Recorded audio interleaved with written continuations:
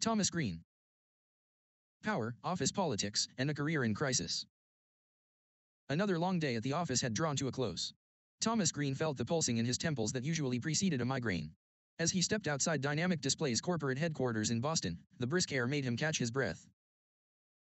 It was now February 5, 2008. Green could not believe that in 5 short months his dream promotion had turned into a disaster. When Green had been promoted to his new position in September, he was a rising star. Now, he would be lucky to celebrate his 1-year anniversary with the company. His boss, Frank Davis, had sent the division vice president, Shannon McDonald, 2 scathing emails criticizing Green's performance. Green and Davis had yet to see eye to eye on work styles or market trends. Tension had also risen when Green did not enthusiastically endorse the sales forecasts made by Davis. Green felt the forecasts were either overly optimistic or outright fabrications. Before he left for the day, Green had reread the series of emails regarding his performance and was certain that Davis was setting him up to be dismissed. Davis's most recent email had made it clear to Green that his position as a senior market specialist was in jeopardy. He did not have much time to rectify the situation. McDonald had emailed a formal request to him that afternoon, asking for his perspective on his performance and how he was going to improve the situation. With this in mind, Green started his commute home and began to analyze what went wrong and what he could do to save his job. Company and industry background. Dynamic Displays was founded in 1990 as a provider of self-service options to banks via automated teller machines. In 1994, Dynamic Displays launched a new division aimed at the travel and hospitality industry, and deployed their first self-service check-in kiosk for Discover Airlines. In 2007, Dynamic Displays' travel and hospitality division had 60% market share with 2095, Thomas Green, Power, Office Politics, and a Career in Crisis. Over 1,500 self-service kiosks in use at more than 75 airports. Customers included regional, national, and international airline carriers, as well as various hotels and car rental agencies. 80% of the Travel and Hospitality Division's 2007 revenue came from airline carrier clients, 15% from hotels, and 5% from car rental agencies. The company was a full-service provider, offering hardware, software, engineering, and maintenance support. Kiosks were an attractive option for airlines to quickly and easily check in passengers while reducing processing costs. Dynamic Displays kiosks not only reduced costs but also improved customer service, shortened passenger wait times, and provided valuable information to these travelers. In 2006, Forrester Research estimated the average cost for an airline passenger to check in through an agent was $3.02, versus a range of 14 cents to 32 cents for kiosk check-in. This impressive savings was realized by allowing the repetitive tasks of selecting or changing seat assignments and printing and distributing boarding passes to be handled by the passengers themselves. Airlines reduced headcount or assigned the agents to more value-added tasks, such as solving complex customer service issues and ensuring compliance with safety and security standards. The cost savings were particularly important for the airline industry during a period when margins were razor-thin and fuel costs were continuing to climb. Airlines were also aggressively promoting another self-service option for travelers. Web check-in allowed passengers to complete the entire check-in process via the internet from a remote location, utilizing their personal or office computer. Cost savings using online check-in was of even greater benefit because the airline did not have to purchase and install a kiosk, and passengers printed their own boarding passes using their own paper. According to a 2006 Forrester report, airport kiosks were a mature application with 75% of U.S. leisure passengers using kiosk in 2006. Web check-in, on the other hand, was still experiencing dramatic growth, increasing from less than 45% of U.S. leisure passengers in 2005 to 64% in 2006. Thomas Green, path to senior market specialist. Thomas Green was born in 1979 in Brunswick, Georgia, the son of a postman and a school secretary. At the University of Georgia, he worked in a warehouse and washed cars while earning a bachelor's degree in economics. His first full-time job was in sales for National Business Solutions in Atlanta. Green enjoyed impressive success in the banking division, focusing on ATM sales to regional banks in the Southeast. In March 2007, Dynamic Displays recruited Green for an account executive position in the Southeast Territory for the Travel and Hospitality Division. To Green, Dynamic Displays seemed to present a great chance for a fast climb up the managerial ladder. Green hit the ground running at Dynamic Displays. In his first 4 months as an account executive, he completed a contract for one of the largest airline carriers, Journey Airlines, to accelerate rollout of kiosks in 20 airports and purchase upgraded software for kiosks in the majority of their locations. Green had told a close friend, "I wanted to come in and dazzle them at Dynamic Displays. This was no easy feat, but I wanted more than an account executive position. I had heard there was a lot of opportunity for fresh talent at corporate headquarters, and I made it my mission to get noticed immediately. Senior executives at Dynamic Displays quickly took notice of Green's performance and were eager to strengthen his relationship with the company. In July 2007, Green attended a week-long training session at corporate headquarters. Shannon McDonald, the division vice president, and Mary Jacobs, the national sales director, made a concerted effort to get to know him better. Green and McDonald were both University of Georgia alumni and Georgia natives. They had an instant connection, and McDonald seemed to take Green under her wing. McDonald had several informal meetings with Green, and by the end of the week Green became aware of an open position for a senior market specialist. Green aggressively campaigned to be considered for this position. Over the next month, Green made several trips to corporate headquarters to meet with McDonald. Green discussed his various client relationships, and McDonald agreed that in a short time he had developed unique insights into their markets. Following a dinner meeting at which Green offered lengthy explanations of the client opportunities he perceived and his strategies for winning them, McDonald promoted him to the position of senior market specialist. McDonald told Green, "Tom, you are obviously a bright and ambitious account executive. You have a great rapport with your clients. You have made a strong case for your promotion, and I'm willing to take a chance on you. I think this group needs a fresh perspective. However, I do have a couple of reservations about your lack of managerial experience. You have only held sales roles, and the senior market specialist position is very different. This new job will require you to think strategically as well as tactically, and you will have to coordinate between several different functions and layers of corporate management. I am hoping you compensate for your lack of experience by seeking out guidance from some of our more seasoned managers." Green was assigned to work out of corporate headquarters in Boston. The division's organizational structure is shown in Exhibit 1. The promotion had been a giant step upward for Green. An account executive interested in joining the marketing team usually moved first to a market specialist position and then put in a number of years in the field before reaching senior status. The other senior market specialists in the division were in their 40s. Green was 28. His salary was now $125,000, a 50% increase over his previous salary. Senior market specialists were responsible for identifying industry trends, evaluating new business opportunities, and establishing sales goals. In addition, specialists developed general market and specific client strategies to help the account executives obtain a sale. Green directly supervised the two market specialists in his region. Green reported to Frank Davis, the marketing director. Davis had recently been promoted from the position that Green assumed. After Green's promotion became effective on September 10, 2007. McDonald stopped by Green's office that first day and told Green, "Tom, you are walking into a tricky situation with Frank Davis. Frank had expected to choose the new senior market specialist, and it would not have been you. You'll have to deal with any fallout that might result from that. You are getting an unusual opportunity with this promotion. Don't let me down." Green used most of his first week to review 2006 and 2007 year-to-date sales. He spent the next week with his boss, Frank Davis, making a rapid tour of major airline industry clients.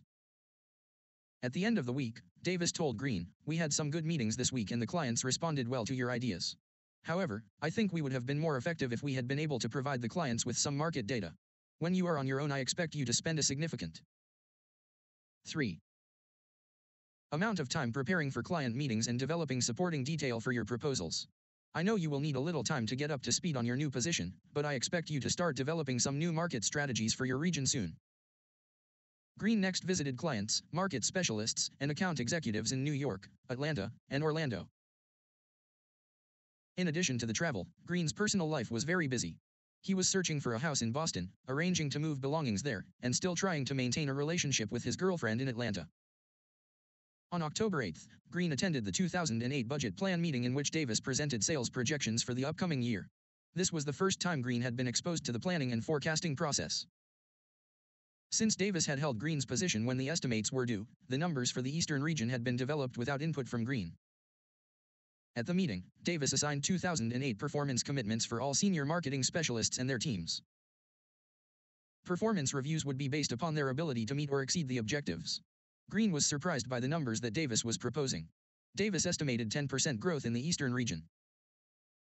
According to Green, Frank Davis was way off base with his pro forma numbers. "I had been talking with our account execs and there was no way we could achieve double-digit growth in 2008. The sales goals Frank set for my region were totally unrealistic. In the meeting I expressed my concern that my goals would be impossible to meet. I couldn't believe I was the only one with the guts to speak up. After the meeting, Frank stopped me in the hall and told me about all these big opportunities for the market. I listened politely, but the time I'd spent out on the road with clients gave me every reason to doubt Frank's expectations. Davis was visibly upset that Green openly challenged him at the meeting. Davis commented to McDonald, "Thomas's negative attitude is not what we need on this team. Corporate expects this division to be a growth engine for the company. We've realized a 10% CAGR over the past 5 years. The market indicators are positive, and with the right sales strategy my projections are attainable. The hotel and car rental markets are virtually untapped right now. Thomas's problem is that he's too conservative in his outlook. He is thinking like an account exec who is only concerned with the sales target. In the senior market specialist position, he has to think outside the box and develop strategies to capture that aggressive growth target." Meeting with Frank Davis. It was customary for employees at Dynamic Displays to have an informal evaluation in the first or second month after a promotion. When Green saw a meeting with Davis regarding his performance pop up on his Outlook calendar, he was not the least bit worried. On October 15, 2007, Green met with Davis to discuss his performance to date.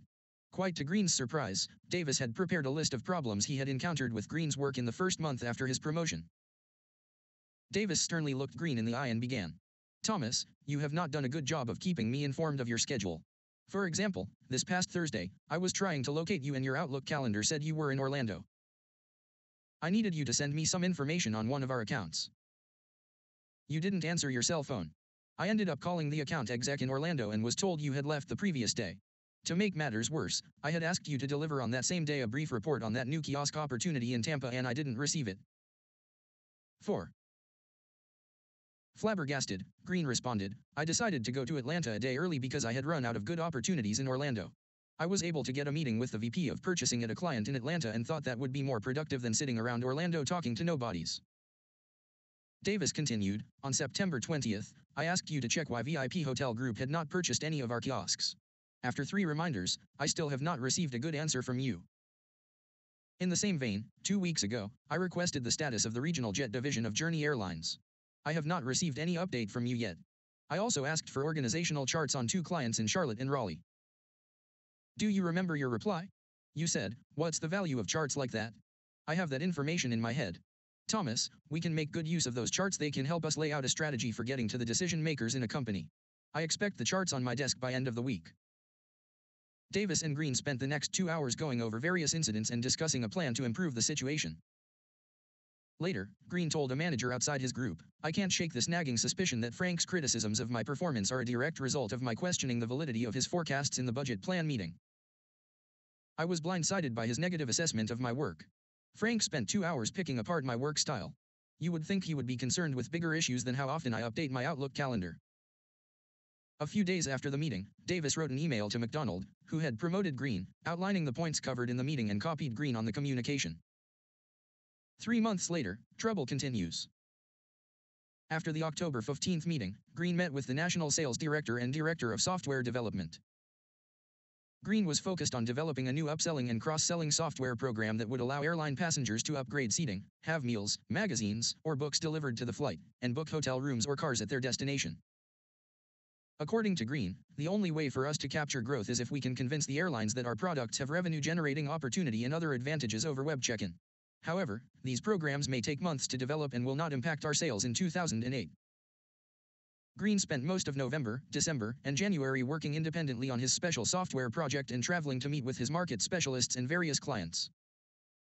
According to one of the market specialists who accompanied Green to several meetings, Thomas is great when it comes to selling the clients on his ideas. He is very charismatic and can think quickly on his feet.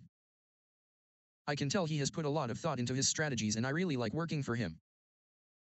However, the clients are starting to ask me for hard data to back up his claims of cost savings. They are also requiring memos and presentations to bring to their superiors that justify the expenditure. Thomas doesn't really work that way. He would rather talk through the issues face to face. During this time, Green avoided interactions with Davis whenever he could. Green continued to tell people outside the group he did not agree with his boss's projections for 2008. Green stated, "With the continued financial distress in the airline industry and preference for web check-in, I don't foresee a lot of growth in spending next year." Davis is holding firm with his upbeat projections. I deliberately steer clear of him. I know my mood is terrible. The excitement's gone from work. I must. 5. Say, though, I've had a couple of good chats with managers from another part of Dynamic Displays, and they're supportive. They told me to stand my ground.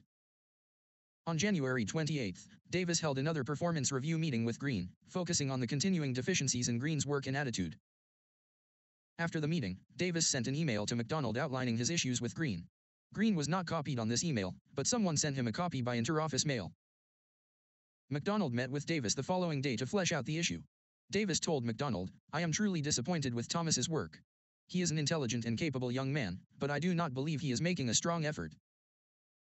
In response to Davis's complaints, McDonald sent a short email to Green asking for his point of view on the situation. Green told a close friend, "It's clear that Frank intends to get rid of me. He's just putting his argument together."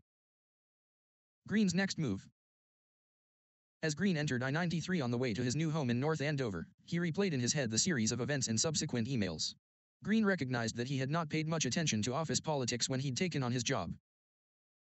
He had met one-on-one with McDonald only twice since he moved to the corporate headquarters. He had been preoccupied with the job itself, and with living up to McDonald's expectations. Now it seemed as though he had no allies in the company. McDonald's email today struck a nerve. Because McDonald sponsored his promotion, Green had taken for granted that she would watch out for him. If Davis was indeed trying to fire him, Green wondered who McDonald would side with. Several questions persisted in Green's mind. What steps should he take next? Set up a meeting with McDonald? Write McDonald a detailed memo? Do what Davis tells him and keep his mouth shut? Even though he was convinced that the forecasts were inflated? Was it his responsibility to expose Davis's overstated projections? Maybe contact a headhunter and start looking for another job?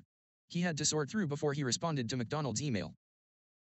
Next week, his first mortgage payment was due and the new furniture he'd picked out was scheduled to be delivered. This was certainly not a good time to be out of work, for 2008 was shaping up to be a very stressful year for Thomas Green. 6. Market Specialists. Technical Specialists, Senior Market Specialists Thomas Green, Jack Brown, Michelle Jones. Service/Maintenance Director John Kofold, Marketing Director Frank Davis. Software Development Director Robert Hartley, National Sales Director Mary Jacobs. Travel Division Vice President Shannon McDonald. Southwest U.S. Northwest U.S., West Canada, Alaska, Hawaii. North American Western Region Sales Manager Kent Walsh. Southeast U.S. Northeast U.S., Eastern Canada. North American Eastern Region Sales Manager Mark Washington. South Central U.S. North Central U.S. North American Central Sales Manager Christine Raven. Exhibit 1 Abbreviated Organization Chart, Travel and Hospitality Division of Dynamic Displays, 2007. Account. Executives. There were 3 senior market specialists and 6 market specialists. Thomas Green was the market specialist for Eastern Region. There were 6 technical specialists. Exhibit 2 Relevant Bios. Thomas Green, Senior Market Specialist. Thomas Green began his career as an account executive for National Business Solutions in Atlanta, Georgia. He spent 6 years as an account executive in the banking division, selling ATMs to regional banks throughout the Southeast. In March 2007 he joined Dynamic Displays as an account executive in their Travel and Hospitality Division. He is currently the division's Senior Market Specialist for the Eastern Region of North America. Green graduated summa cum laude from University of Georgia with a bachelor's degree in economics in 2001. Frank Davis, Marketing Director. Frank Davis is a 17-year veteran of Dynamic Displays. He joined the company in 1990 as an account executive with the Financial Services Solutions Division. He has also held positions as an account executive, market specialist, and senior market specialist with the Travel and Hospitality Division. Frank Davis is currently the marketing director for the Travel and Hospitality Division. Prior to joining Dynamic Displays, Davis worked as a sales representative for Advanced Telecommunications Services selling PBX phone systems to large corporations. He holds a bachelor's degree in history from New York University and an executive MBA from Suffolk University, Sawyer Business School. Shannon McDonald, Division Vice President. Reporting to the Dynamic Displays Chairman, Chief Executive Officer and President, Sam Costello, Shannon McDonald was promoted to Division Vice President in November of 2006 and is responsible for all aspects of the travel and hospitality business. Previously, McDonald was the Director of National Sales for the Travel and Hospitality Division. She was responsible for driving Dynamic Displays' self-service business with the largest airline carriers in the United States. MS. McDonald has also held positions as a strategic consultant with Chicago Consulting Group's travel and tourism practice and as a marketing analyst with Quest Airlines. She holds a bachelor's degree in marketing from the University of Georgia and an MBA from Northwestern's Kellogg School of Management. 8. Exhibit 3 October 19, 07 email regarding Green's performance. From Frank Davis. To Shannon McDonald, CC. Thomas Green sent. Friday, October 19, 2007, 3:48 and 32 seconds p.m. Subject, Thomas Green. Since Thomas assumed the position of Senior Market Specialist on September 10, 2007, numerous incidents of poor judgment and questionable behavior have concerned me. Thomas and I talked about most of these incidents as they occurred. However, I concluded that we needed to have an overarching discussion about his performance and to develop a strategy for improving his work style. At that meeting, held October 15, 2007, we reviewed a range of problems. Among them, 1. Thomas fails to inform me of his plans and keep me updated on his schedule. 2. He does not follow up when information is requested of him. 3. Thomas's lack of enthusiasm is troubling. He has a right and an obligation to question aspects of our plans if he finds them illogical or unfeasible, but the kind of negativity he displayed in the budget plan meeting on October 8 is dangerous to the organization and unacceptable to me. Thomas seemed to accept my criticisms in a thoughtful manner and assured me he will do what is necessary to succeed in his position. He and I plan to discuss his overall performance again in mid-November. Meanwhile, he'll be expected to take the following corrective measures. 1. Plan to make focused calls when dealing with market specialists, account executives, and clients. Have a specific communication strategy going into a call, and have all sales collateral and other necessary materials available. Stop making calls purely for the purpose of meeting people. 2. Update Outlook calendar regularly and always return calls from our office promptly. 3. Provide feedback to my requests in a timely manner. Thomas says he now recognizes that my requests are not merely reminders, they are a call for information that I genuinely need. 4. Demonstrate a more positive attitude both inside and outside the company. Frank R. Davis. Travel and Hospitality Marketing Director, Dynamic Displays 212-314-1420. 9. Exhibit 4 January 30, 08 email regarding Green's performance. From Frank Davis. To Shannon McDonald, sent. Wednesday, January 30, 2008, 4:28 and 12 seconds p.m. Subject, Thomas Green. On October 19, 2007, I sent you an email communicating my concerns with Thomas's attitude and job performance. On January 28, 2008, Thomas and I had another meeting on this subject. I would like to summarize that conversation. Thomas wastes a great deal of time complaining about the problems of selling to our current and prospective clients and far too little time developing strategic marketing approaches and effective sales tactics. I informed him that his job is to sell the accounts, not to agree with our clients' assertions about alleged disadvantages of our products or the current excess capacity in the industry. I told Thomas his lack of effort and enthusiasm are not consistent with the standards of Dynamic Displays and could lead to an outcome he likely would not find pleasant. Thomas then said he felt I was micromanaging his activities. It was here that I think we uncovered the root of the problem. I inquired as to what new or even slightly imaginative marketing approaches he documented in the past 5 months. His answer was, none that are documented. When I see no new targets and no thoughtful, creative marketing, I feel I must micromanage, and I communicated this to Thomas. I then pulled up several PowerPoint presentations, spreadsheet models, and associated emails that Michelle Jones, the Western Region Senior Market Specialist, had used to shape her region's strategy and to support their selling efforts. As we paged through her work, Thomas stated that all those email updates and fancy presentations and models were political and didn't match up well with his personal approach to selling. I told him this was not only good politics, but also proved to his boss that he was working effectively. Thomas ultimately conceded the mistakes and personal shortcomings that I explained to him.